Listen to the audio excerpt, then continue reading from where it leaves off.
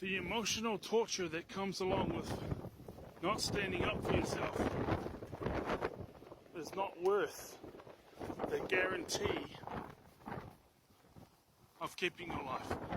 So the lights there's a bit of a power outage for certain parts here, like the lights are on way down here, but down here there's the lights out. And I just realised that I was going to speak anyway. So yeah, this is the truth.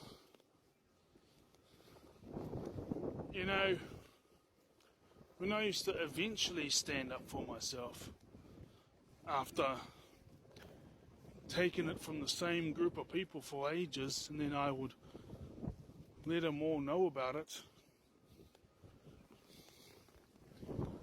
There's bigger and tougher guys in this world, I mean, I was real kind and considerate growing up, and I still am. You got to be selectful on who you share that kindness and consideration with. Because if it's not reciprocated, just because you're different, or for whatever reason, then those people don't deserve your kindness or consideration. Treat people how they treat you. Okay?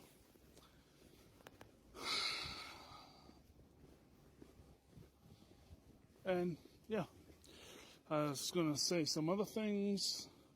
I was just going to go with what came to mind, and that's pretty much it, really. But you never know what's going to happen, and people say, "Oh, you're not." I've had people say in the past, you're not invincible. You got to kneel to certain people, and it's like, well, I knew I wasn't invincible.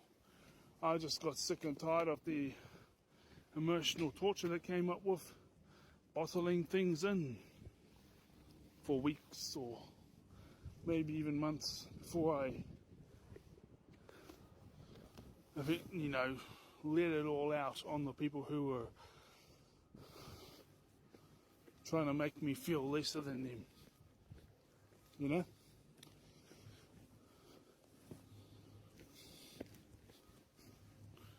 this pretty much was me in every environment I've been in.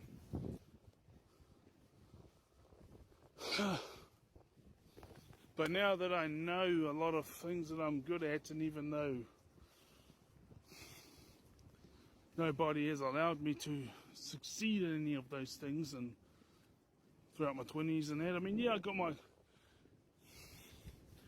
championships and kapahaka, like, West Auckland ones, Hawke's Bay ones. There was from 2004 up until 2010, I was in a kapahaka group that didn't do those kapahaka tournaments. We were but we did church events like Easter, Christmas, porphyries, all that type of thing. We did each other's birthdays, like 21sts and 30ths and 40ths, and weddings and tangis and all that type of thing. So even though, because loyalty is a big thing, and even though they didn't do any kapaka competitions, I stuck with them because of loyalty, and I viewed them as it was like my blood family, and then there was them. And throughout those years, I felt much more connected to them. It's my blood family. It'll be like my mum's side, it'll be her and her siblings and her kids. We got together once a year at Christmas, which is normal, which I think is sad. It's normal in today's society. Because I remember when I was a teenager, it was a weekly thing, and I think that's good, providing the family's healthy.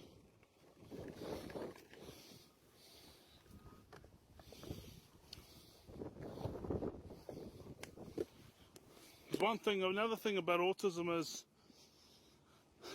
if you're like me, the social isolation really does become apparent as you get into your 20s. Now you're like, you might, because you go to school, you do all this stuff, and so yeah, people know you're different, and they might, okay, for example, I think I had, I'm not sure how many, but 8 physical fights at school, but it was like 4 was in the first, as high school, 4 years, and the 4 was in the first year because I was the newbie.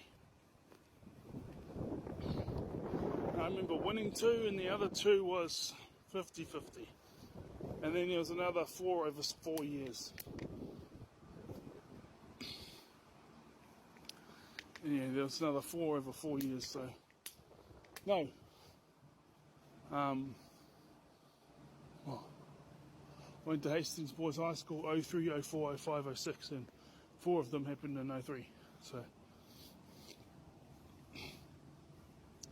But, it's just the, you guys, you go home and no one comes to visit. But hey, you go to school, you go do all these things, and you're socialising with people at lunchtime, and you're, socialising with people in class whilst working as well.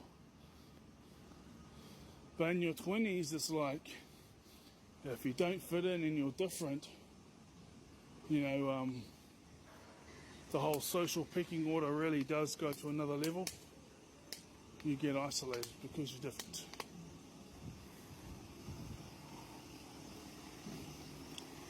So, yes, I realise that, but the emotional torture of not standing up for yourself is far worse. So, stand up for yourself and see what happens. And then you'll be proud of yourself for doing so. Nobody, I know,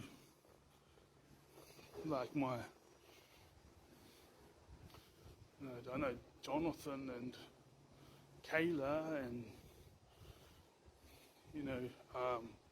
Dorian and a couple others at work, and my girlfriend Mary, they all listen to what I have to say, but in the grand scheme of things, in society, no one has to listen to what I have to say, but they do, and I feel good whenever I speak up for myself and for others like me. Meaning, if I stand up for myself and others can relate, and they feel encouraged to do the same, to stand up for themselves when they see themselves getting similar treatment, that's what I'm talking about. All right. See you.